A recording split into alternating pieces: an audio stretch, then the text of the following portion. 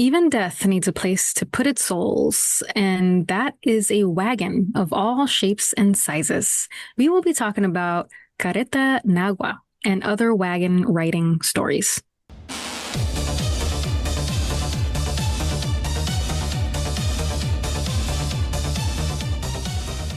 Welcome to the Not So Scary podcast, where we discuss tales, creatures, and legends that did not keep us up at night.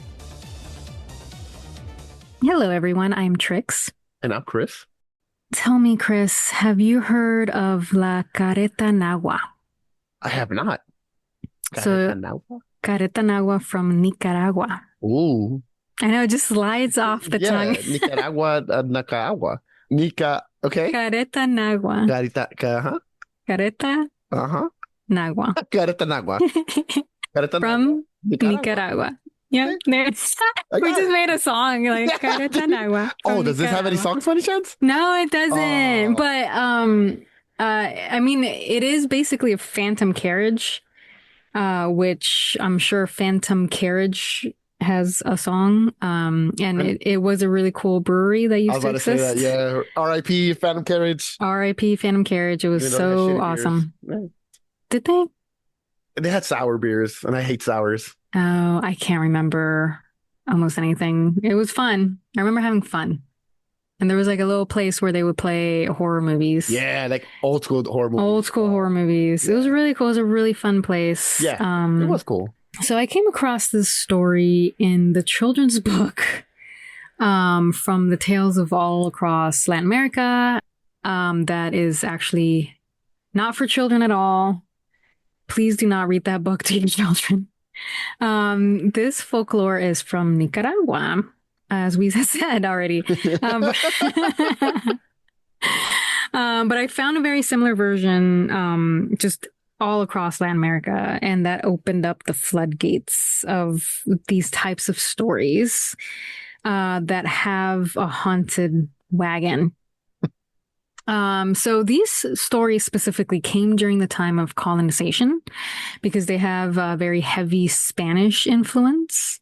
Okay. These wagons were used to transport goods, but also you beings who were born with darker skin and were punished for it. So half of our ancestors, half of me was inside the wagon, the other half was outside the wagon. It's really fucked up. So in many countries, it was also used to transport dead bodies, especially during an epidemic that happened in Costa Rica in the 1800s. So people started to associate the sounds of the carts to dead people.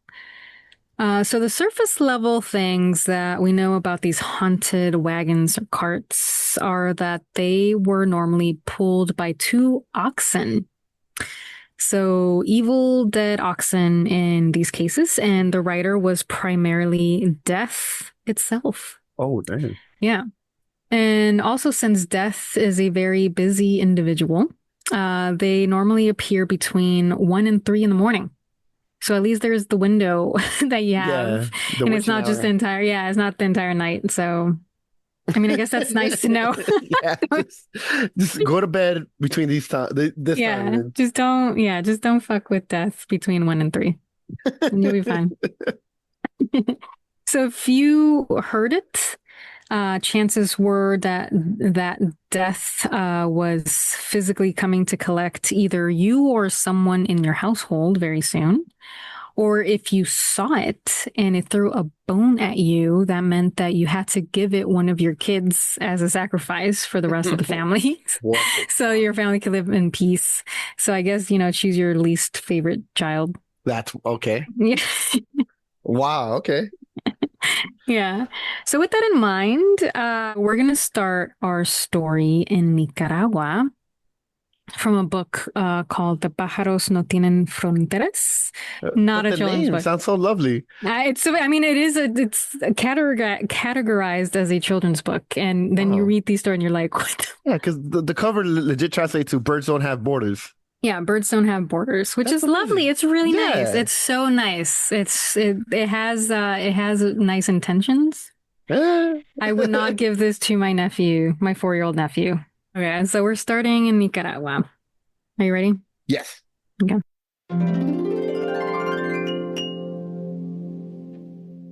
Once upon a drunk time in a small town in Nicaragua, there were three friends hanging out in Doña Chon's Catrina. Her name is comically close to Chona. That's what to say. Just like, all right. Yeah. The friends' names were Filmon, Herculano, and Virgilio. These fucking names, dude. I know. So they thought it would be cool to keep making toasts. So they would toast to all the good things that they had. Then they would drink. Then again, make a toast. And it was just never-ending toasts. Of course, the drunker they got, the more sad their toasts became. And the more they slurred their words and the less sense they were making. And the more miscommunication was happening. So obviously, because they were drunk, they started to fight. Not physically, I think. But they were just kind of like, what did you say, stupid? And then the other one's like, you're not, like, I'm not stupid, you're stupid. And, you know, stuff like that. You toasted to toast, idiot. So finally, the time came to close the cantina. And I imagine Doña Chon was relieved that she didn't have to deal with these three losers anymore. However, when she told them that it was time to go home, they weren't done toasting. So they told her that they had to stay until they were done toasting. Jesus Christ. So she didn't have time for their shit. I mean, I imagine she's like 70, 80 years old. Yeah. So she just sighed and left her house, which was upstairs. She literally put her head on the pillow and she started snoring. And she was out. So Philemon, for some reason, started to joke about dancing with death itself. I guess he was so drunk that he was like 1 foot on the other side. I don't know. So the other two dudes started laughing and agreeing with Philemon. And they were saying that they were men at the end of the day and they shouldn't be scared to dance with death. So suddenly they start to hear this slow, loud noise that was very obviously from a wagon getting closer. They started sweating, and one of them even almost got sober as the sound of the wagon got closer and closer. They stepped outside to have a look. And there they saw two decomposing oxen being driven by a large figure wrapped in a white shroud with a scythe over its left shoulder. And the wagon had square wheels. Okay. Which is probably why it's so slow and loud. Just yeah. The whole time his balls are rattling. Beth is trying to be scary and is like, all the dogs, cats, and chickens were going nuts around them. And with one swipe of Death's hand, it got all three men. And then all the animals calmed down and went back to sleep. The next morning, Doña Chon had to clean up their mess. So she was obviously annoyed. But when she cleaned up their mess, from the table that the three friends were sitting at, she noticed something written, engraved with fire. She put on her glasses and she read that it said, "Dance with me." And I imagine underneath it, it was like, yes or no. It's a little note with a little heart on it. Yeah. Do you like me? Yes like or no? Yes or no. You want to dance with me? All right, Billy Idol. Dancing with myself over here. Yeah. But I don't know why Death fucked with Doña Chona like that. Like Doña Chon didn't do anything. Uh-huh. So why is Death fucking with her? Because she poisoned their drink so they could die. I mean, I would too. I'm going to sleep. That motherfucker needs to get the fuck out. I don't care how you get out. Just... Yeah, dude. Dead or alive. She like poisoned their drinks to summon death. That's a good version of and the then story. She called them like, hey, dude. I got three dumbasses here. Yeah, dude. Or saying they want to dance with you. He's all sad. All. I imagine Latin America Death knows how to get down with some salsa or Oh cumbia, yeah, you know what I for mean? sure. Use his ribs as like an xylophone, whatever.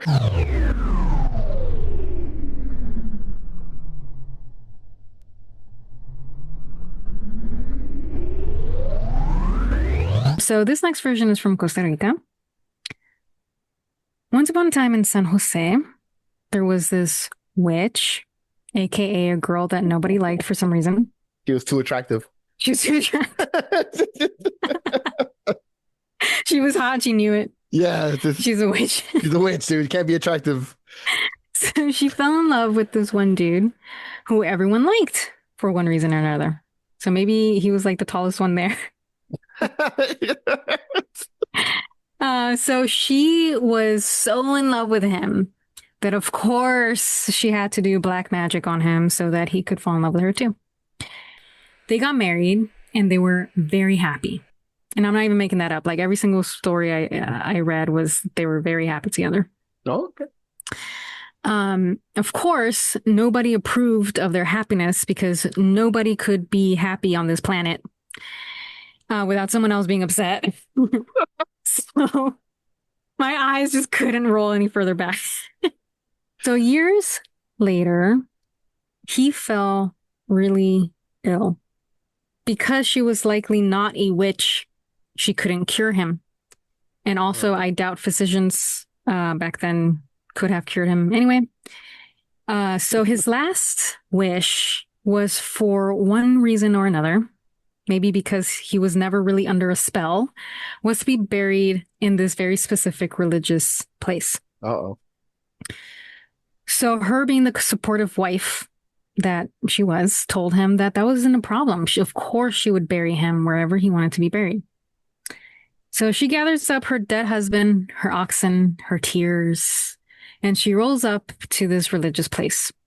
And the priest there, that they also call the cura, stops them and he refuses them because she's a witch. And so she obviously gets upset because not only is the love of her life dead, but now she won't be able to grant his last dying wish. So she goes back home, gets a broom and a machete for some reason. I think they were like trying to like drive the fact that she was a witch, quote unquote. So you shouldn't feel bad for her. Oh, yeah, but okay, keep going. I'll ask questions later. Sorry. Then she turns back around and she decides that she's going to bury him herself. The cura, of course, stops her and her oxen. And he decides that the oxen are free to go because they didn't do anything wrong because they're animals. But that her and her dead-ass husband are denied entry. And it's not explicitly said, but I think the cura was the one who cursed them to roam the earth eternally. Because who else would have done that? Mm-hmm, yeah. And she didn't do that to herself. I want to be with you forever. Yeah, I'm just going to roam around this place that I hate. Anyway, so now they roam around and I just feel bad for them. But that's it? That's it. That's the story. Why do they roam around? Like, what is it? Why do they roam? What? Okay, hold on. Because they were denied entry because apparently this religion was like, we don't forgive. Yeah, that's fucked up. We don't forgive that you've been under a spell against your will.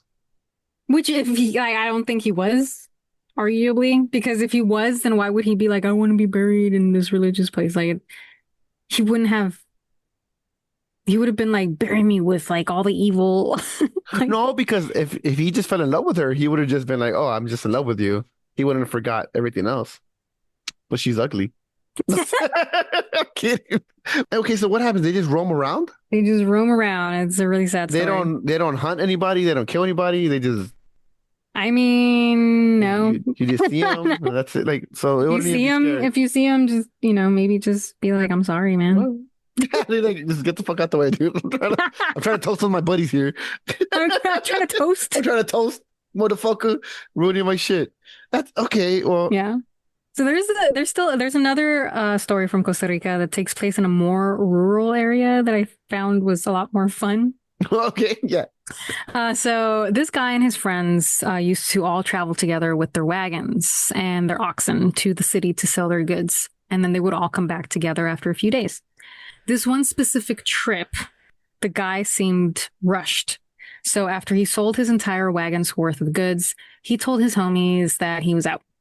His friends were really confused and they told him to wait up because it's dangerous to go back alone, especially now when it's dark by the time he gets like halfway home. He didn't listen to them because he had other plans. While his wife was waiting at home, he had a side chick in a different area code. Oh. So I don't know why he was in such a hurry though. Like, did he take his Viagra too early? Or like the herbal version of that back in the day? Like, why is he like rushing? I just didn't understand that. But Anyway, his baby girl. So he's like rushing to the side girl when he heard another cart coming from behind him. And he thought it was strange that this late at night, another person would come down these streets, even though he himself is going down the street. Yeah. Okay, dude. Okay. That's his conscience. Su conciencia. That is, that's a good one. You know?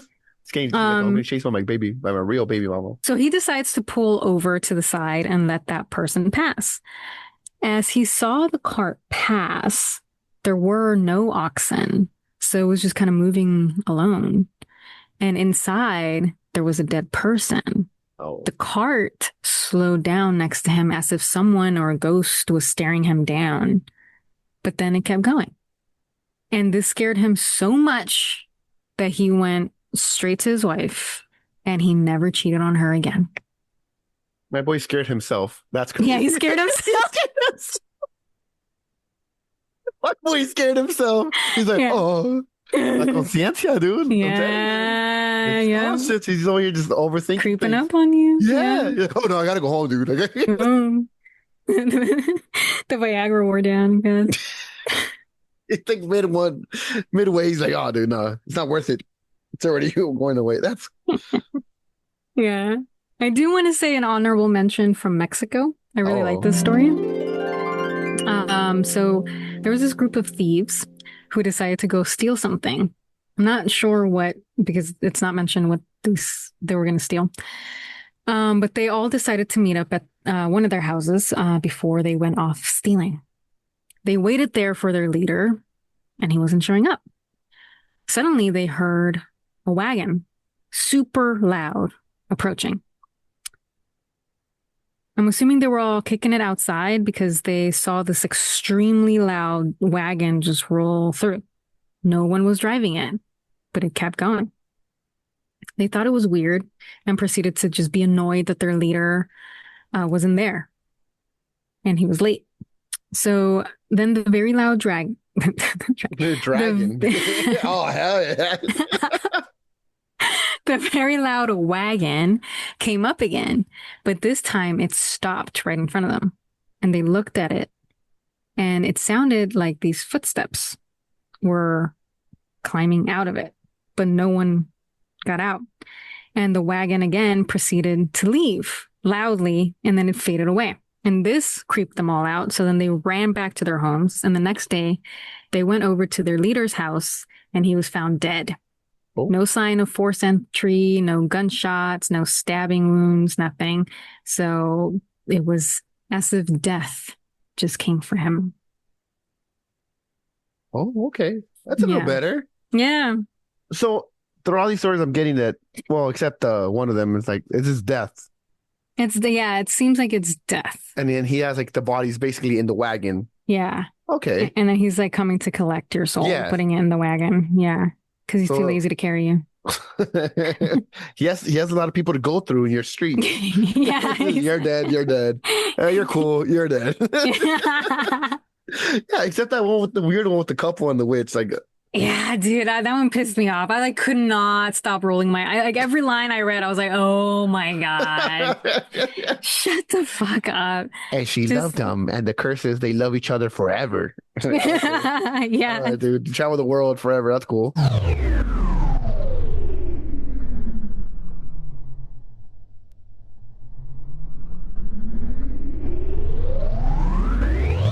I don't have any real life stories about some wagon, um, or that I've heard a wagon or something like that, like in the middle of the night. Definitely not like all these stories have that it's like extremely loud. And I think if we go based off of the first one, it's like the square wheels. Yeah, dude, it's just like no shit. It's my boy struggling. Da, da. It's just, everything is just gets stuck. The poor souls are like, Yeah, they're just having jolting. whiplash. Yeah. They have like a migraine once they get to wherever they get to. And they're like, fuck. Oh my God, that'd be terrible. Square Yeah. wheels. Square wheels. That's okay. But yes, I think like, I don't think it's scary. Like, I don't know. Like it's just death showing up. Yeah, just We all yeah, have an expiration date. Like, I don't know. It's not that yeah. scary. It's just if you see him, just know that there's Some, death nearby. yeah, which we're not eternal. So Yeah, you that's shouldn't be surprised. because I know like Yeah. my mom and grandma will be like, oh, there's like a bunch of crows around. Death is near. So in Oh, the way, dang. so in the way, that's what it is. Like if you hear or see this, just beware. I never heard about the crows. No? Mm-mm. I mean, I know the crows are, they're fucking awesome. I love crows. Yeah, They're same. so smart. Yeah, they're fucking amazing. I want one. I want all of them. I'll get you some. They're right here all the time. Really? Death is near me at all times. Then you hear the wagon Yeah. with Oh, with the fuck. square. I'm gonna run outside and be like, I gotta check this out. You're like, can I fix your tires, Yeah, please? please. You can kill me. Just let me fix your shit. Please. If I'm gonna ride in that for eternity, please. Put some Um, circle ones. so how do we make this phantom carriage or phantom wagon, phantom cart scary in today's world? It's a Tesla Cybertruck. No, imagine. I wouldn't buy it, but if I get like somebody gets to me, I'll drive it all the time. I don't But care. you wouldn't buy it. I wouldn't buy it. No, no, no. It's too expensive. Interesting. Is it? Huh? Is it? Yeah, it's like close to 100,000. Really? I haven't even looked into it. Yeah, dude. It looks like I drew it in like first grade. Anyway. Yeah, it literally looks like a trash can. Yeah, After I saw the trash can version of it, I was like, it's trash can. I Like, want it.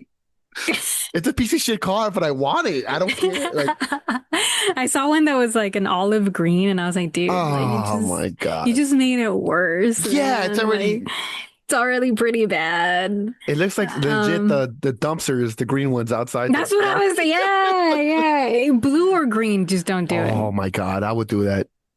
It'll be green with like yellow rims. Oh my God. Perfect. That's it. It's my trash can. That's my trash can. Okay. But maybe that's Death's new car then. It's a really ugly green yellow. Just the axles broken, so it's creaking the whole time. Trying to get it to drive straight. Just With square wheel. square. Oh my God. No.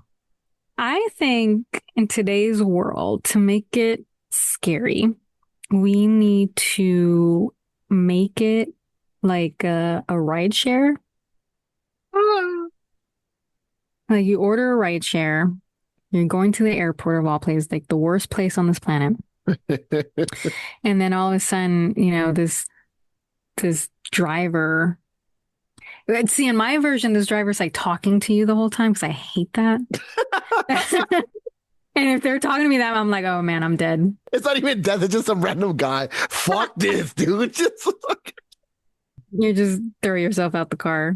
Yeah, I don't know. Yeah, I mean, it would have to be upgraded to. But I like the fact that he comes in and Car.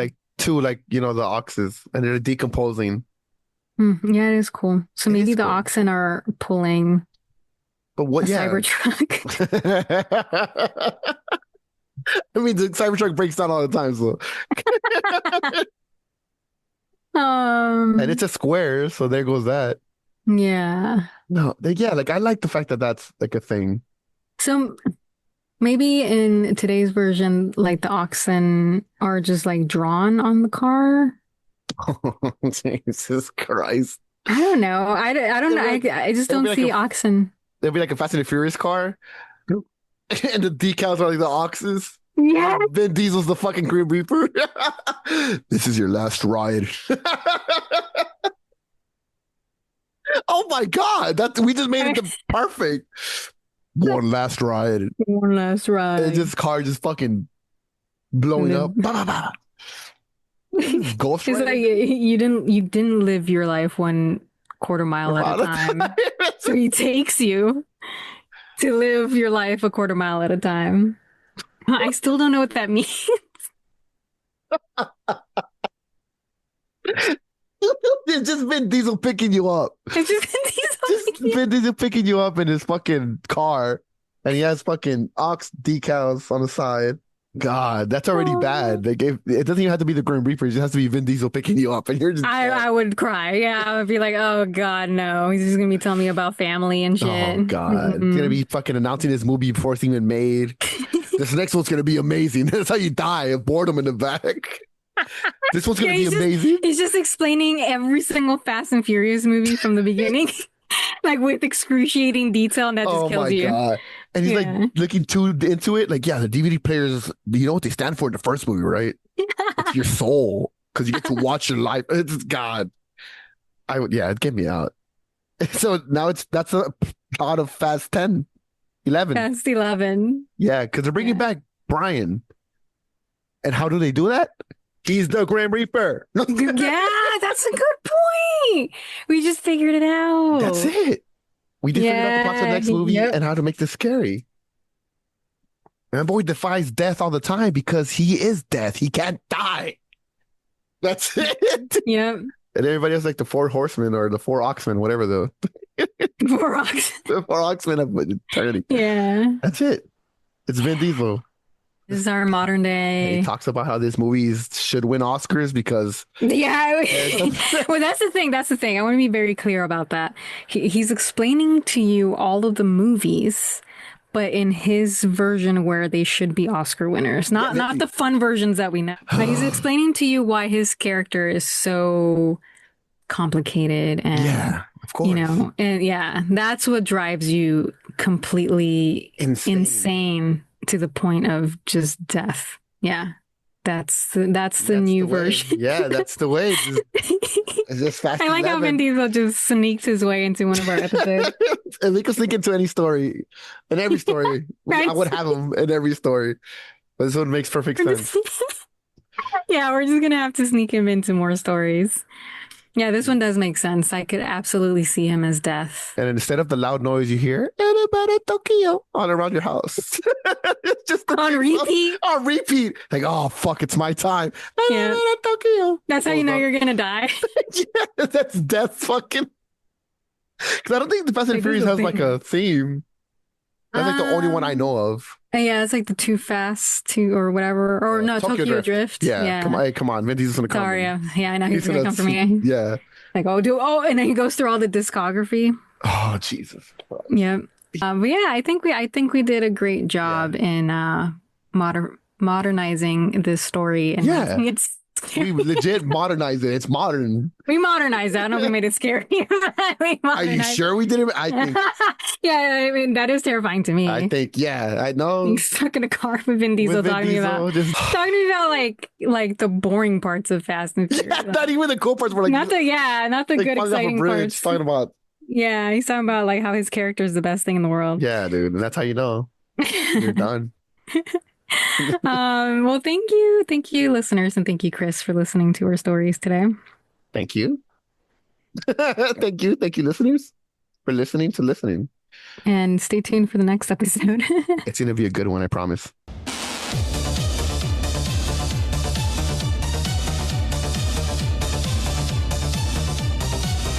Our music is done by Killer Worms.